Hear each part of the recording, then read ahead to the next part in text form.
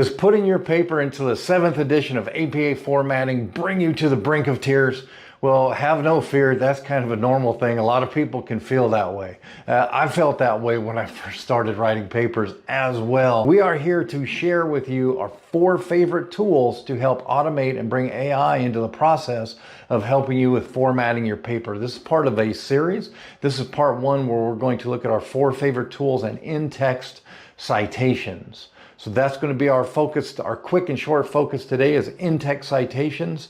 And as we do this, if you like the content, like and subscribe so you can be notified when parts 2, 3, 4 come out, because right now it's just in-text citation. So that means, what do I do if it's one author, 2, 3, 4, or 4,100 authors? What do I do? How do I cite it within my text? And that's what we're going to be focused on today. So like and subscribe if you like this, so you can be notified for the other parts, and hang out till the end and I'll let you know what we're going to do for the next section, for the next part to this series.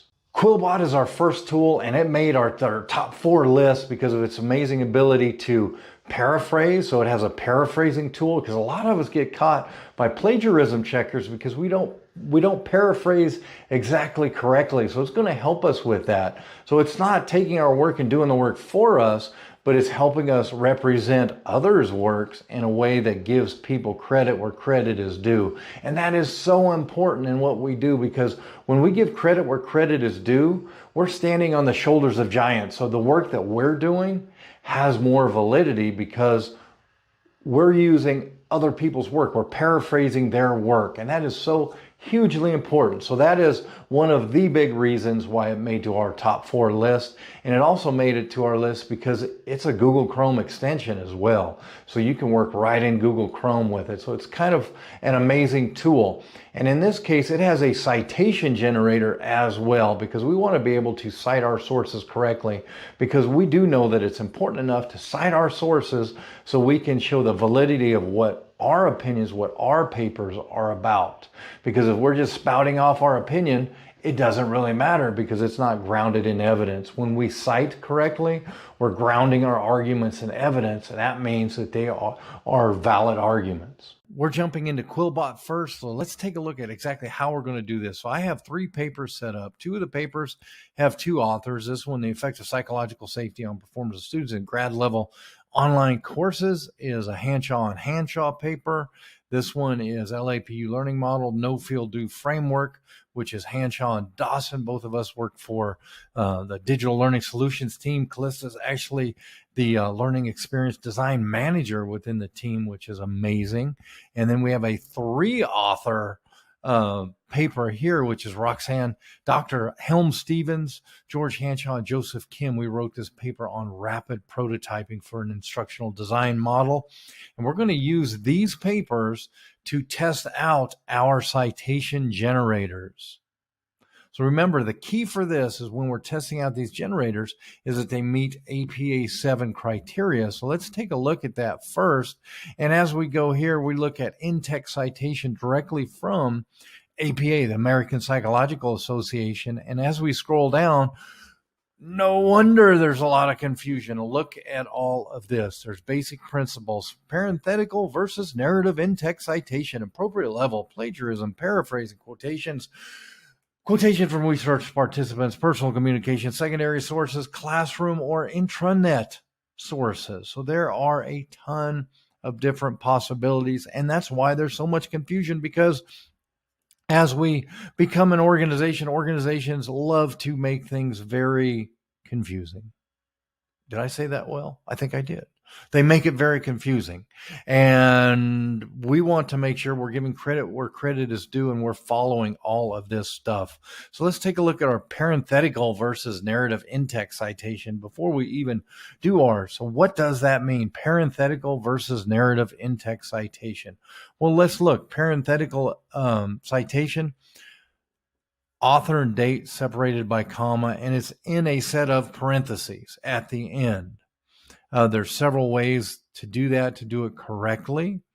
So when you create your citation, it's always a great idea to look back at the source, which is APA, and say, oh, yeah, that is correct. But because I'm doing it this way, I need to make this adjustment or something like that. So if you're doing a parenthetical, it's all here. If you're doing a narrative citation, so that's where we state the author and then the year and then state whatever we're going to state. So it's all there in APA style citation. So just go to APA style or apastyle.apa.org, and it has all of this stuff here. Purdue OWL also does an amazing job, and we have a fantastic writing resource hub at LAPU as well that I will link to below, and it gives some amazing resources for it. And we keep our resources very focused and to the point, so we don't overstate things.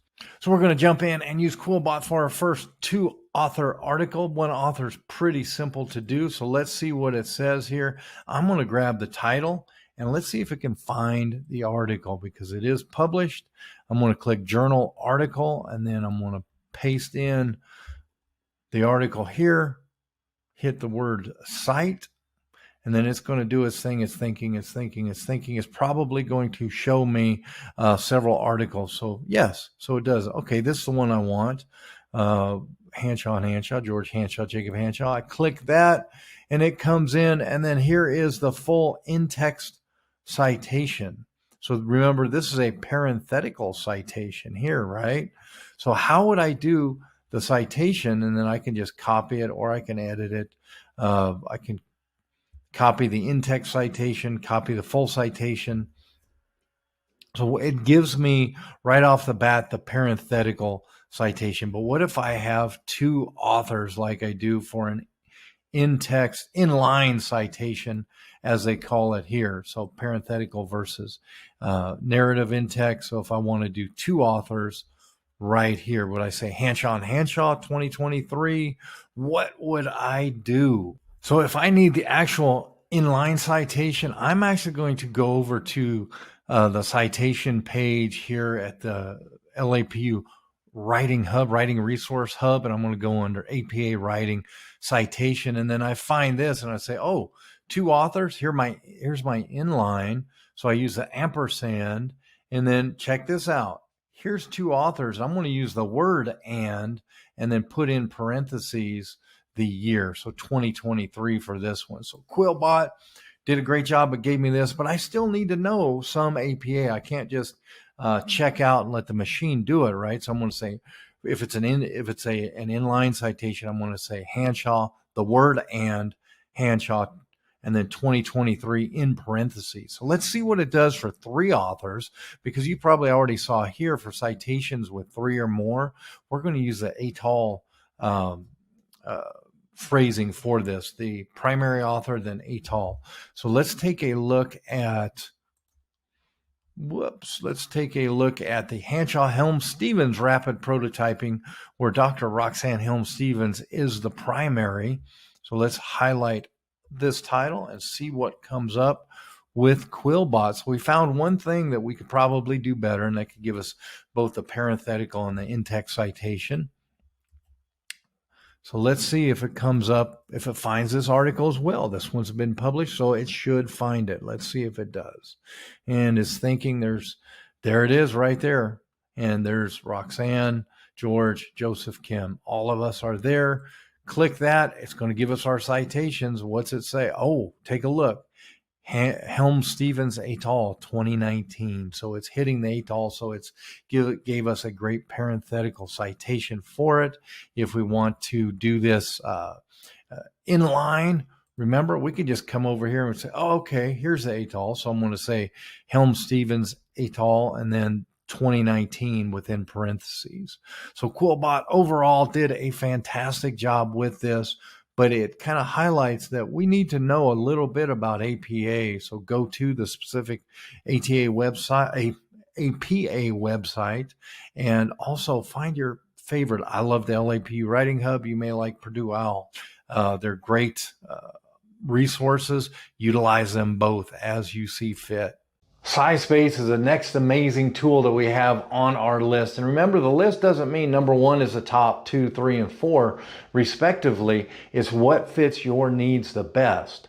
So now, like SciSpace operates on a freemium model. So it has its free space, and then it also has subscriptions that you can buy as well. When do you need the subscriptions? Well, if you're doing a graduate thesis or a doctoral dissertation, it may be a great idea for you to do that, because when you start paying for it, it helps you do the analysis for your literature review. So it helps you look for and find articles, books, whatever you're looking for your literature review. It helps you find those documents. And that's a big deal. But for our purposes within a course, the free model is perfect. And the free model has a citation generator, and it also helps us with that pesky paraphrasing, I like to say. So let's jump in and take a look at how SciSpace is going to work for us. Now, the next one that we're going to go through is SciSpace. Now, notice they have typeset.io, so they changed from typeset.io to SciSpace. So sometime this year, they're going to be switching their domain name as well. So it will be SciSpace at some point in 2024. That won't bother us, because we can just type in SciSpace into the search bar and find it, and it'll take us to the right spot. So let's take a look. We're doing citation generating. So let's do it here. And this time we are going to use, we're not going to paste text from or manually do much of anything. We're going to grab a journal article and we're going to enter the title. So let's use our LAPU learning model for the no feel do framework that Calissa Dawson and myself wrote. And let's see how it works in SciSpace here. So paste it right in. It searches automatically. I didn't even have to click search. No field do. Absolutely. This is the one. Let's click it. Let's see what happens. And as we're looking at it, so it gave us all the information. I'm going to generate the citation. Drum roll, please. Here's the main citations and then our in-text citation. So notice 2 generators so far. They didn't break it up as much as APA would like them to do. So these are the parenthetical in-text citations. It's not giving us the, Hanshaw and, which would be a word. So Hanshaw and Dawson 2021 in parentheses if we're doing inline citations for this. But it does give us an amazing, and then I can access it anytime here. So since I'm logged in, I can go to my references at any time. So I have it here. This is my journal article, the main citation right on target as well, just like QuillBot was. So let's test it with that 3. Where is my 3? Here we go. The Hanshaw Helm-Stevens prototype. Should have said start new. We'll put it in there. We're going to search for it. There it is. Let's generate that citation. So that's one of the things you have to figure with these. There's little idiosyncrasies with everything. So here's Helm-Stevens et al. 2019. So remember, if you want this to be an inline citation, Helm-Stevens et al. Is outside of the parentheses, and then we put 2019 within parentheses, but it is here. And check it out. 2 of them are saved to SciSpace already. And that's kind of a big deal for if you're writing these large papers such as dissertations, things like that. Even if you're writing small papers and you have multiple references, this is a great way to go as well. So that is SciSpace, and it works like a champ. Bibliography.com is the next on our list, and the reason why this one made the list is because it is simple to use. You can even use it without creating an account. You can use Bibliography.com for simple purposes without an account, without logging in. So it just makes life super simple, and the interface is really simple as well. And remember, simple is powerful. Because when you need something quick and on the fly just to knock out that citation, reference, whatever it may be, you want something simple and easy to use. So without even logging in, boom, we're here at bibliography.com. So let me show you what that looks like. Here we are at bibliography.com, and I want to do this one without even being signed in. So we're going to show you how simple it is to use a tool like this. Now, if I hit start here and I come to the start in page, I'll get rid of my Merlin Summarize tool. If you want to keep your work, it's important to log in. But if I'm just going to do this and I want to start it now, I want to go now. I'm going to do it under my first bibliography. It's given me an APA or an MLA citation. I don't want MLA, so it's important that I pick APA 7 because we're talking about APA 7. I'm going to save it because one of the big things, the MLA format, it's not going to put the date for the in text citation. So that's a big thing that we want to make sure we do. So make sure you're on APA 7 or whatever format you're using, right? And don't just, if I was to put in my title now, it's not going to find anything because I'm on a web page. So I want to go to my journal article, and we're going to do the Hanshaw-Helm-Stevens since we have that in our cache there. We have it on our clipboard. I'm going to hit search, and it's going to come up. Here it is. Take a look at this. Gives us all of our author information. So it's got Dr. Stevens, myself, and Joseph Kim on here. So we're good. The title's correct.